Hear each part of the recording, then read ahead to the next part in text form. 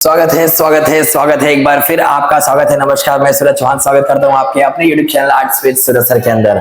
आज हम लोग बात करेंगे इकोनॉमिक्स के बेहतरीन चैप्टर नंबर 2 यूटिलिटी एनालिसिस के अंदर। हम लोग का ये सेकंड लास्ट लेक्चर होने वाला है, जिसके अंदर हम लोग बात करने वाले हैं जिसके अंदर हम लोग बात करने वाले हैं क्रिटिसिज्म ऑफ द लॉ। ये जो law of diminishing marginal utility था, इसके ऊपर बहुत सारे लोगों ने क्रिटिसाइज किया, इसको गलत साबित किया। इसको बोला कि ये कहीं ना कहीं गलत साबित हो रहा है। कहाँ पे? ये बोले ये एक अनरियलिस्टिक असम्पशन है। ये क्या है? एक अनरियलिस्टिक असम्पशन, मतलब कुछ भी सोचा जा रहा है जो रियलिस्टिक है ही नहीं। ये कुछ भी बोल के सोच ले जा रहा है कि हाँ ये ऐसा ऐसा होगा तो ऐसा ये लॉ काम करेगा, ठीक है। लेकिन ये क्या बोल रहा है कि the law of diminishing marginal is based upon various assumptions like homogeneity, continuity, constancy, relationality, but in reality difficult to fulfil all this condition at a point. मतलब आपका लॉ ऑफ डिमिनिशिंग मार्जिनल क्या कहता है कि अगर आप एक बार में कोई चीज खा रहे हो तो उसे कंटिन्यू में खाते जाइए, और सेम चीज वड़ा पाव खा रहे तो वड़ा पाव ही खाते जाइए, और कंटिन्यू में तुरंत खाते जाइए, ठीक है। तो ये चीज जो आप बता रहे हो ये रियलिटी में फॉलो नहीं होती है। ऑब्वियस सी बात है, अगर आप दाल चावल सब्जी अगर सुबह खा रहे हो या फिर कभी दोपहर को अगर लंच कर रहे हो या रात को डिनर कर रहे हो तो दाल चावल सब्जी खा रहे हो तो दाल चावल सब्जी रोटी सब होती है। आप क्या सिर्फ चपाती खाते जाओगे, सिर्फ का भाजी खाते जाओगे? ऐसा रियलिटी में हो नहीं सकता, इसको रियलिस्टिक नहीं मान सकते। तो ये कहीं ना कहीं यहाँ पे लोगों ने इसे क्रिटिसाइज किया कि हम दाल चावल सब्जी रोटी चपाती सब खाते हैं, तो ये सब खाते हैं तो ये तो अलग अलग चीज हुई ना। और दूसरी बात, आप कंटिन्यू में बोल रहे हो तो कंटिन्यू में मैं लगातार थोड़ी खाते जाऊंगा। अरे आराम से खाते जाऊंगा, जरूरी नहीं कि मैं लगातार खाऊं। या तो मैं एक बार खा के मैं शांत भी रह सकता हूं कि हाँ मेरी भूख मिट गई, चलो मैं थोड़ा दूसरा काम कर लेता हूं। तो इस पे कंटिन्यूटी कहीं मैटर नहीं करती। तो अनरियलिस्टिक असम्पशन ये थोड़ा सा अलग हो गया। दूसरा क्या है? Cardinal measure. आप इसमें बोल रहे हो कि आपको इसके अंदर नंबर्स पे आप मेजर कर सकते हो। नंबर्स में आप कैसे मेजर कर सकते हो? ये बोल रहे हैं कि लॉ अज्यूम करता है कि express cardinally so it can be added.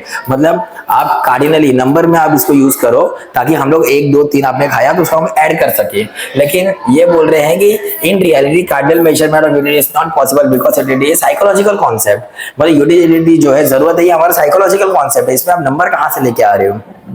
ठीक है। मैं अगर बोल रहा हूं एक लड़के को अगर किसी चीज की चाह है, ठीक है, तो वो चाह रख रहा है ना, ठीक है। अगर वो मान लो कि वो बस मतलब वो बोल रहा है मुझे गाड़ी चाहिए तो उसको गाड़ी चाहिए, 1 2 3 4 5 6 गाड़ी नहीं चाहिए। वो बस एक साइकोलॉजिकल कॉन्सेप्ट है। अगर वो किसी बोल रहा है कि मुझे एक लड़की पसंद है तो पसंद है तो वो उसकी चाह रख रहा है, नंबर्स में नहीं रख रहा है कि मुझे 1 चाहिए, फिर 2 चाहिए, फिर 3 चाहिए, फिर 4 चाहिए, फिर 5 चाहिए, ऐसा नहीं। तो ये कहीं ना कहीं बोल रहे कि कार्डिनल मेजरमेंट ये सही नहीं है, क्योंकि एक साइकोलॉजिकल कॉन्सेप्ट है। आदमी ये सब दिमाग में सोचता है और फिर उसको करता है, ठीक है। तो जरूरी नहीं कि वो एक के बाद एक ऐसा करते चले। इंडिविजिबल गुड्स, अभी आपने बोला कि डिवाइड हो जाना चाहिए। जैसे मैंने आपको बताया था पिज्जा, आप प्रीवियस लेक्चर में देख सकते हैं, मैंने जब लॉ ऑफ डिमिनिशिंग मार्जिनल बताया था उसमें बताया डिविजिबिलिटी हो सकती है। मतलब जैसे एक पिज्जा है तो पिज्जा के आप बहुत सारे पार्ट्स कर सकते हो, लेकिन ये बोल रहे हैं कि हर जगह थोड़ी काम आता है डिविजिबिलिटी। कहीं कोई गुड्स इनडिविजिबल होते हैं, जैसे कि आपका जैसे ये डिजिटल बोर्ड हो गया, अब मैं इसको मंगाऊंगा तो क्या इसको डिवाइड करके मंगाऊंगा? नहीं हो सकता। टीवी हो गया, नहीं हो सकता। कार हो गया, नहीं हो सकता। कोई भी चीज हम डिमांड करते हैं, कुछ चीजें हो सकती है लेकिन बहुत सारी चीजें नहीं हो सकती है। तो वहां पे इंडिविजिबिलिटी जो बताया गया ये गलत है।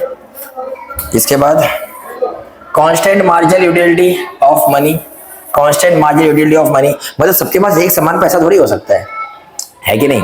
देखो अगर मैं बोल रहा हूं, देखो यहाँ पे क्या लिखा है, the law of assume that MU of each unit of money remain constant, ठीक है। मतलब मार्जिनलिटी ऑफ मनी जो है वो सबके पास सेम, मतलब हर वक्त सबके पैसे सेम होते हैं क्या? नहीं हो सकते हैं। हाउएवर क्रिटिक्स ये चीज पे आर्ग्यू करते हैं कि जो मार्जिनलिटी ऑफ मनी है वो डिफर करता है फ्रॉम पर्सन टू पर्सन, आदमी से आदमी डिफर करता है। एक आदमी को ज्यादा पैसे, एक आदमी को कम पैसे, तो आप सेम कैसे कह सकते हो कि सबके पास सेम पैसे हैं?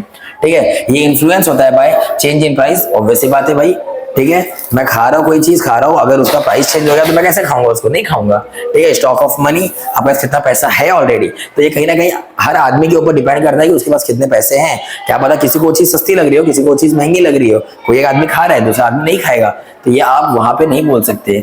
सिंगल बॉन्ड, आपको एक ही सिंगल बॉन्ड रखना है। जैसे अगर आप दाल चावल सब्जी रोटी खा रहे हो तो आपको सिर्फ दाल ही मांगो और दाल ही पियो, तब मार्जिनलिटी काम करेगा, नहीं तो नहीं करेगा। अरे ऐसा थोड़ी होता है। इन रियलिटी हम लोग सब्जी चावल रोटी सब खाते हैं, तो सब खाते हैं तो हम लोग एक सिंगल बॉन्ड नहीं रख सकते।